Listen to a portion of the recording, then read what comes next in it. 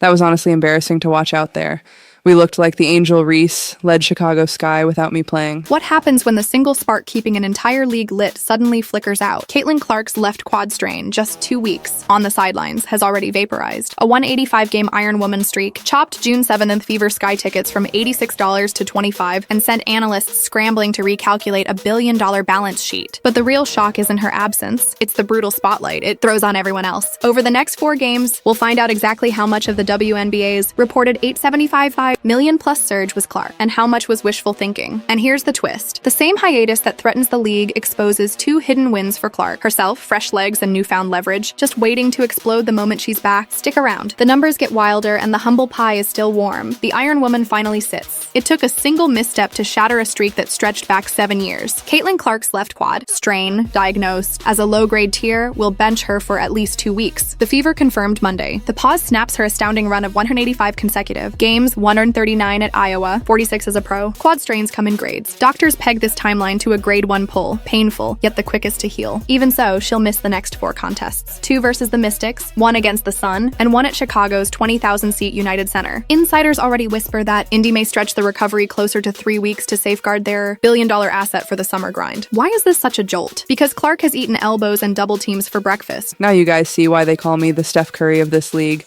Because I'm carrying a bunch of bums and they look like a middle school team when I don't. Without missing a second. The quad was barking in camp, yet she still averaged 19 points and a league-best 9 assists on one leg. Now the pause becomes her first silver lining. Pure rehab, film room fine-tuning, and a reload of that first step burst rivals dread. Expect her to return sharper, stronger, and make every scout sweat. Immediate market shock. The moment Clark's quad strain hit X, the resale apps went crimson. Get-in seats for the June 7 Fever Sky. Showdown at Chicago's United Center. Vapor dropped from $86 to $25, 71% collapse in less than 48 hours. Screens that were solid green 2 days earlier now glow with surplus inventory. Desperate sellers undercut each other by the minute, hoping to salvage beer money from once golden tickets. And it isn't just that one marquee date. TickPick data show the average price for Indiana's next 4 games, sliding from $137 to $80, a 42% haircut the instant Clark was ruled out. Washington, Connecticut, Chicago, every arena on this mini road feels the pinch. Fever Sun ducats now start in the low teens, cheaper than parking outside the arena. If those numbers hold, the United Center's upper bowl, expanded precisely for the Clark, effect could echo like a half-sold preseason tilt. Concession forecasts have already been revised downward. One insider joked that popcorn might outsell jerseys for the first time all season. The league just got its first invoice for betting the house on a single superstar, and we haven't even turned on the TV ratings yet. But that reckoning is up next. The ratings cliff. Remember that record-shattering Fever Sky broadcast that lured 2.7 million viewers on ABC, highest for a regular season WNBA game in 25 years? Well, with Clark sidelined, the rematch is poised to tumble off a cliff. Here's why. Baseline without Clark. National windows that don't feature her usually hover around 650K viewers. Paige Bucher's own hyped debut pulled 649K on ION. A recent Sun Aces Finals rematch clocked 644K on ABC. That's the 24% of the Clark-powered peak. Projected plunge. If the audience reverts to that norm, the June 7th broadcast could shed roughly 2 million eyeballs, an 80% plus nosedive. Social feeds are already bracing for ratings down 85%, and network ad buyers are quietly revising CPM expectations accordingly. Collateral damage. Lower ratings trigger automatic make goods in some ad deals, slicing ABC ESPN's inventory value. The network loaded its early summer grid with Fever games expecting Clark momentum. Now it faces hours of prime airtime at clearance rack numbers. Why this matters? Rights talks for the league's next media deal are underway. Executives had been pointing to sky-high averages, buoyed almost entirely by Clark matchups, as proof the WNBA finally delivers 7-figure audiences. A 2-week ratings drought undermines that negotiating leverage in real time. Bottom line, every quarter hour, Nielsen tick over the next 4. Clarkless games will double as a referendum on just how much of the league's viewership surge was organic growth, and how much was one transcendent rookie with logo range 3s, unless someone else seizes the spotlight fast. The answer will be blindingly clear on the next overnight report. Follow the money, billion-dollar dependence. When Indiana University finance professor Ryan Brewer ran the new numbers, even he had to double-check the spreadsheet. Caitlin Clark now accounts for 26.5% of every dollar. The WNBA touches, tickets, merch, media, sponsorships, you name it. His 2025 projection pegs her direct economic punch at $875 million and easily over $1 billion if trends hold. That tsunami lifts all boats, but none more than the Fever. 12 months ago, Sportico valued the franchise at $90 million. Brewer's latest model says $340 million, a 277% jump powered almost entirely by one rookie. The ripple effect spreads league-wide. Average attendance leapt from 6,615 to 9,807. Several clubs migrated games to NBA arenas, and Nike cut cut Clark a $28 million signature deal before she logged her 20th pro start. Corporates notice scale, not sentiment, and Clark is the first WNBA player to deliver Super Bowl-sized reach on a Tuesday night in June. Put bluntly, the business model has become Clark-centric. 24 national broadcasts cleared 1 million viewers last year. 21 featured her. Strip out those appearances, and the league's TV average plunges under 400 Ks below many college games. Investors, sponsors, and media partners have tethered their forecast to 22's box score status. If the next fortnight confirms the dependency, Clark's leverage on everything from broadcast, windows to officiating standards will triple the moment she steps back on court. Old guard versus new reality. For years, veterans insisted the league's growth was organic. Clark's meteoric rise shattered that illusion, and some aren't hiding their annoyance. Minnesota star Nafisa Collier called it kind of crazy that Indiana last season, as 13-win cellar dweller, received 41 national windows while the defending champs got half as many. She's not alone. Locker room chatter frames the broadcast slate as proof that one rookie hijacked the spotlight established names worked a decade to build. On court, the pushback shows up as extra physicality. Legend Candace Parker brushed off Clark's bumps as the price of stardom, a subtle signal that the newcomer should absorb the hits just like everyone else. Yet TV clips of hip checks and late elbows circulate by the million, fueling a perception that the old guard would rather rough her up than ride the wave. The media layer only thickens the tension. After a Fever Sky game, outlets amplified rumors of racist taunts from Clark supporters. A league probe found zero evidence, but the narrative stuck, painting Indianapolis fans as toxic even in absence of proof. For Clark detractors, that storyline is convenient. If the new audience is problematic, why court it? All of this hostile energy collides with a brutal fact. The same vets questioning her airtime also enjoy higher bonuses, fuller arenas, and richer marketing deals because of Clark. Her brief absence now becomes a public audit. If ratings crater and seats empty, every shrug, side-eye, and flagrant foul will look less like competitiveness and more like self-sabotage. When the data hits, the league's gatekeepers must choose, embrace the engine or watch the train slow to a crawl without it. Officiating and player safety spotlight. Clark didn't bow out because of a hard foul, yet the timing of her injury dumps gasoline on a debate that was already raging. Is the league doing enough to protect its meal ticket? The flashpoint came 5 days earlier against New York, when a hip check sent Clark sprawling on the game's final possession. No whistle. Clips raced around X, and even Sue Bird weighed in on the no-call heard round the league. Post-game, Fever coach Stephanie White lit up the podium. "I thought she got fouled. What's been happening the last few games is egregious. The disrespect for our team has been unbelievable." Her rant echoed thousands of fan posts tallying elbows, forearms, and flat-out shoves that never reached the scorebook. Why it matters goes beyond bruises. Clark has already proven she can move 8-figure sponsorships. Every unchecked hit now carries a dollar sign. A season-ending injury would vaporize the very ad inventory and ticket, premiums propping up the next media deal. In other words, lax whistles aren't just dangerous, they're expensive. The 2-week hiatus becomes an impromptu stress test. If ratings and gates crater while Clark heals, refs and league brass will feel the heat to rein in the street ball vibe, or watch their biggest investment limp away. Think of it as a public audit on the cost of letting them play. Either the whistle gets quicker, or the momentum slows to a crawl the moment that Arca 22 hits the hardwood again. Silver lining, DARPA 2, leverage, and legacy. Clark's 2-week timeout doesn't just rest her quad, it supercharges her bargaining power. In an era when leagues weaponize next man up cliches, the WNBA is about to learn what happens when there isn't a next. Caitlin Clark. Every empty seat, every dip in Nielsen, and every slashed CPM tallies up on her side of the ledger. That leverage is already monetizing at warp speed. Before she logged her 20th pro start, Clark locked in an 8-year, $28 million